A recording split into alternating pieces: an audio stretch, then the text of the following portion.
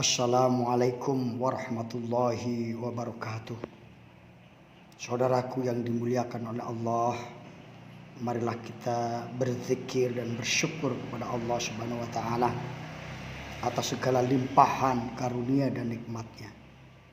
Salawat serta salam semoga dilimpahkan kepada junjungan kita Nabi besar Muhammad sallallahu alaihi wasallam.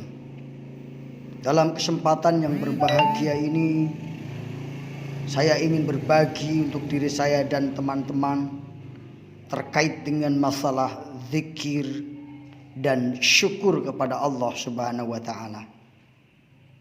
Fadhkurullaha katsira la'allakum tuflihun. Banyak-banyaklah menyebut Allah, insyaallah sukses. Sebelumnya subscribe.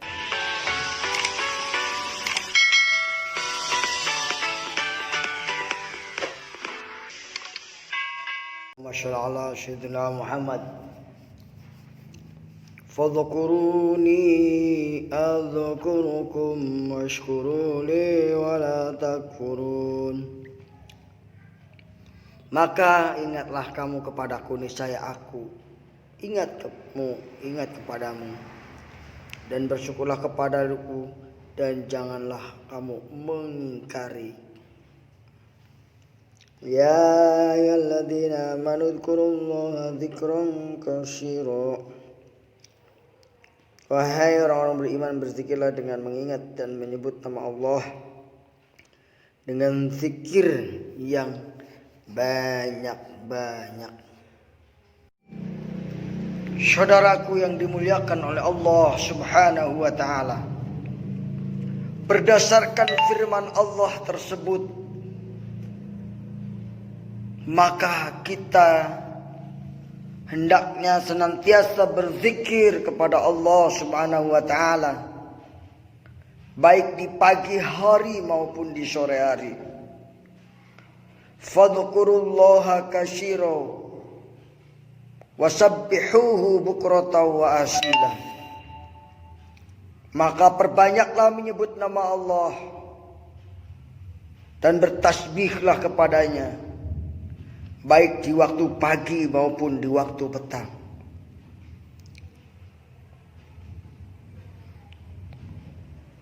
Ayat di atas menunjukkan bahwa Allah Subhanahu wa taala mengajak kita untuk senantiasa berzikir atau mengingat atau menyebut nama Allah Subhanahu wa taala. Dan pahalanya atau balasannya adalah Allah akan mengingatnya. Fadhkuruni, maka ingatlah kepadaku, kata Allah.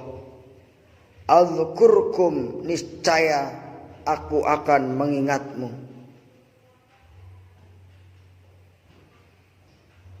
Washkuruli, dan bersyukurlah kepadaku, kata Allah. Wala takfurun, dan janganlah mengkufuri nikmat-nikmat Allah Subhanahu wa taala.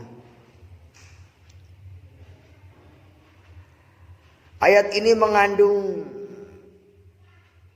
dua perintah.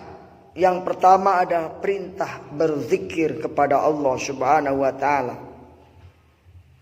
Yang kedua adalah perintah bersyukur terhadap nikmat-nikmat Allah Subhanahu wa taala. Apa itu yang dinamakan zikir?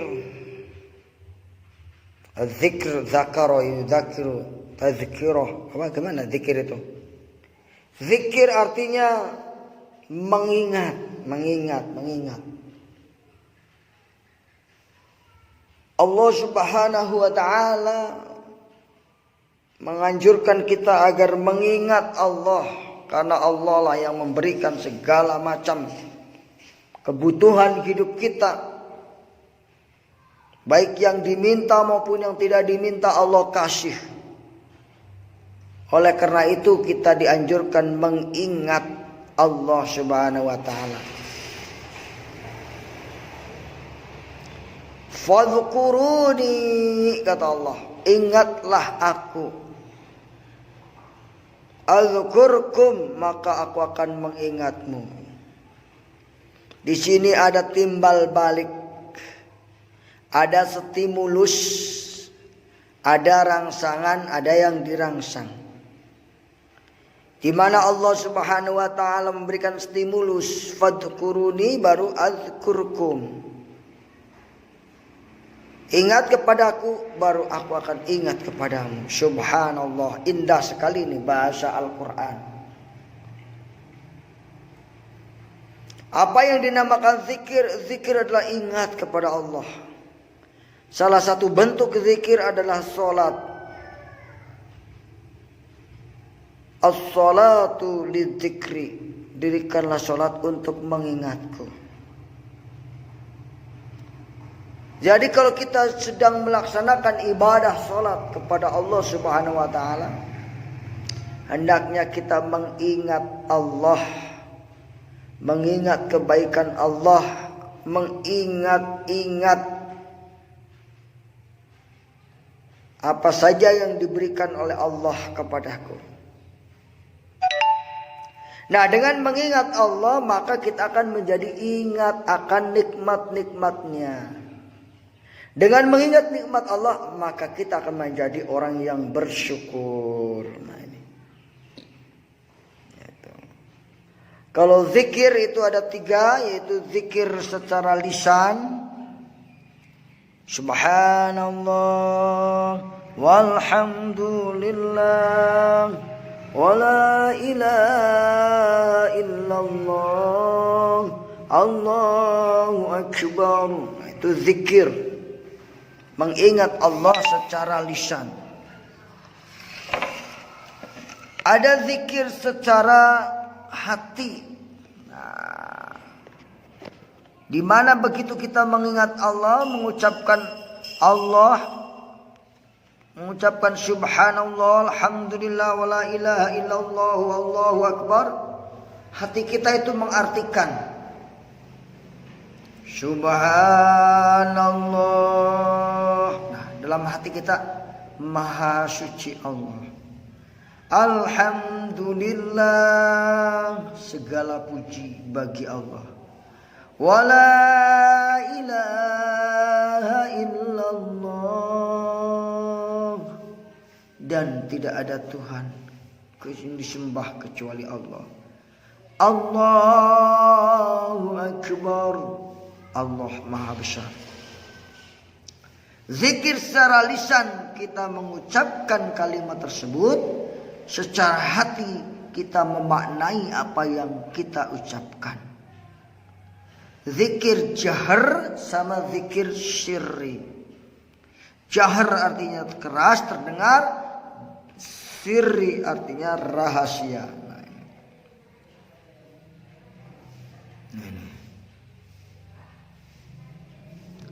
Adapun zikir perbuatan, ya kita ketika melakukan perbuatan sesuai dengan syariat-syariat Allah Subhanahu wa taala.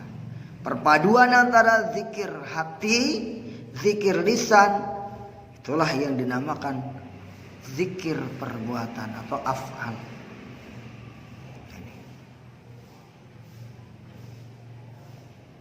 Kalimat-kalimat zikir dalam kehidupan kita ini banyak sekali. Salah satunya tadi yaitu ketika setelah sholat membaca astaghfirullahaladzim 3 kali.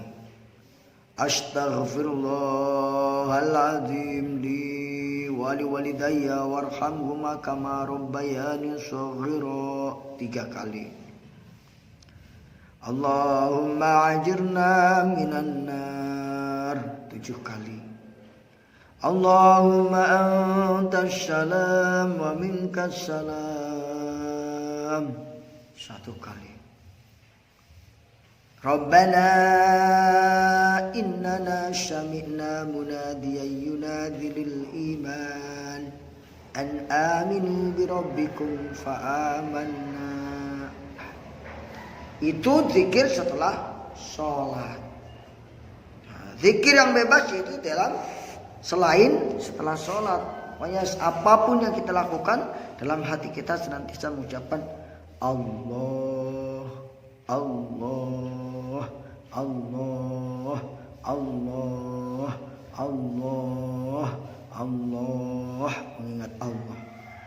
Allah Ar-Rahman Ar-Rahim Al-Malik Al-Quddus As-Salam Al-Mu'minu Al-Muhaimin Al-Aziz Al-Jabbar Al-Mutakabbir Al-Khaliq Al-Bari Al-Mushawwir Al-Ghaffaru Al-Qahar.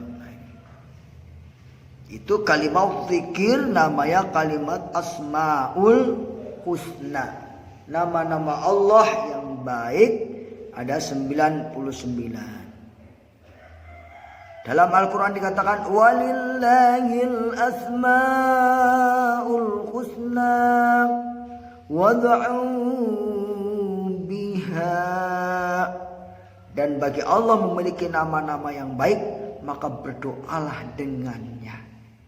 Dengan menyebut ya Allah boleh, menyebut ya Rahman boleh, ya Ghani boleh, ya Latif boleh, dan semuanya nama-nama Allah itu ya Rashid, ya Rashid, ya Rashid. Berilah petunjuk anakku agar menjadi anak yang soleh, yang cinta ilmu, yang cinta kebaikan. Nah, bapak-bapak, ibu-ibu, wabil khusus nih bapak-bapak nih, coba kita introspeksi diri. Sudahkah kita berzikir kepada Allah dengan menyertakan doa kepada anak kita? Allah, Allah. Ya Allah, jadikan anakku orang yang cinta ilmu, cinta kebaikan. Jadikanlah anak-anak kami, keturunan kami orang yang soleh dan soleha. Seharusnya seorang ayah begitu, ikut mendoakan. Kewajiban orang tua terhadap anaknya bukan hanya sekedar memberi makan. Kalau hanya memberi makan itu, nah, ayam juga bisa memberi makan pada anak-anaknya. Binatang juga begitu. Nah, kita sebagai manusia itu beda tanggung jawabnya. Tanggung jawab seorang ayah kepada anaknya salah satunya adalah mendidiknya menjadi orang yang bertakwa. Menjadi contoh bagi anaknya untuk menjadi orang yang bertakwa. Menjadi panutan bagi anaknya untuk menjadi orang yang bertakwa. Jadi seorang ayah sudah semestinya dia mengajak anak-anaknya atau incunya ke masjid, sholat berjamaah, silaturahim, tersenyum dengan sesama muslim. Itu diajari oleh sang orang tua. Jadi jangan sampai terjadi anaknya di masjid, di musola, orang tuanya nggak pernah ada sama sekali, nggak pernah mendampingi. Inilah orang tua yang akan dituntut oleh anaknya nanti. Kalau anak tersebut masuk neraka, dia memanggil, ya Allah, dulu saya di dunia orang tua saya tidak pernah membimbing saya sholat berjamaah, tidak pernah membimbing saya membaca Quran, tidak pernah membimbing saya bersedekah, tidak pernah membimbing saya menuntut ilmu agama. Maka saya tidak rela kalau ayah ibu saya di surga sementara aku di neraka. Tariklah ya Allah, biar bersama-sama di dalam neraka. Na'udzubillah summa na'udzubillah. Beratnya jadi orang tua itu. Masya Allah. Kewajiban orang tua terhadap anaknya yang kedua adalah memberi nama yang baik. Memberi nama anaknya dengan anak-anak yang islami. Nama-nama yang dicintai Allah. Seperti Abdullah, Abdurrahman, Abdul Fattah. Bukan memberi nama-nama yang tidak ada maksudnya. Anak dinamain Obeng. Masya Allah. Anak dinamain Pacul. Masya Allah. Jadi kewajiban orang tua yang kedua adalah memberi nama yang baik. Nah ini. Yang selanjutnya adalah menikahkan kepada anaknya itu. Menikahkan anaknya dengan keturunan yang baik. Dengan calon suami atau calon istri yang baik, yang soleh. Itulah kewajiban orang tua. Jangan membiarkan anaknya pacaran. Nah, orang tua yang membiarkan anaknya pacaran, mencari jodoh sendiri, nanti di hadapan Allah akan ditanya dan akan diazab. Kenapa sebagai orang tua Anda seperti itu? Bahkan ada orang tua yang ketika anaknya ada yang mau wawancara atau pacaran, orang tuanya meninggalkannya, mempersilahkannya. Orang tua yang semacam ini namanya jayus. Orang tua yang tidak punya cemburu kepada Allah Subhanahu wa ta'ala. Na'udzubillah summa na'udzubillah. Mudah-mudahan kita bisa menjadi orang tua yang baik, orang tua yang soleh, orang tua yang dipertanggungjawabkan di hadapan Allah dengan pertanggungjawaban yang benar. Saudaraku yang dimuliakan oleh Allah Subhanahu. Dalam ayat tadi kita dianjurkan untuk bersyukur, bukan kufur nikmat. Nah ini. Jangan sampai kita sampai kufur nikmat. Tapi kita harus bersyukur terhadap nikmat Allah Subhanahu wa ta'ala. Mumpung sehat, kita gunakan untuk mengaji, untuk silaturahim, untuk beribadah, untuk menegakkan hukum Allah, untuk menegakkan kebaikan, untuk membaca Quran, untuk membaca sholawat. Itu namanya mensyukuri nikmat Allah. Ini sehat digunakan untuk begadang yang tepuguh. Sehat digunakan untuk manjang ke sana kemari. Sehat digunakan untuk mencuri. Sehat digunakan untuk ngomongin orang. Sehat digunakan untuk membenci dan mendendam orang. Ini namanya kufur nikmat. Allah Subhanahu wa ta'ala tidak tanggung-tanggung memberikan nikmat kepada kita. Jika kita mau menghitung nikmat Allah, maka kita tidak akan mampu menghitungnya. Wa in ta'uddu nikmatallahi la tuhsyuha. Jika kalian menghitung-hitung nikmat Allah, niscaya kalian tidak akan mampu menghitungnya. Satu contoh, Allah memberikan yang namanya pohon singkong. Begitu dicabut singkong direbus menjadi singkong rebus. Begitu singkong rebus digiling menjadi getuk. Ya subhanallah. Begitu digoreng menjadi singkong goreng. Begitu banyak. Dijadikan tepung menjadi tepung singkong. Masya Allah. Nikmat Tuhan mana lagi yang kau dustakan? Karena nikmat Allah begitu banyak. Oleh karena itu kita harus bersyukur kepada Allah Subhanahu wa ta'ala. Saya mau adzan. Ngapain lo? Saudaraku yang dimuliakan oleh Allah Subhanahu wa ta'ala. Demikian yang dapat saya sampaikan, semoga menjadi bekal kebaikan kita di dunia maupun di akhirat. Billahi taufiq wal hidayah. Wassalamualaikum warahmatullahi wabarakatuh.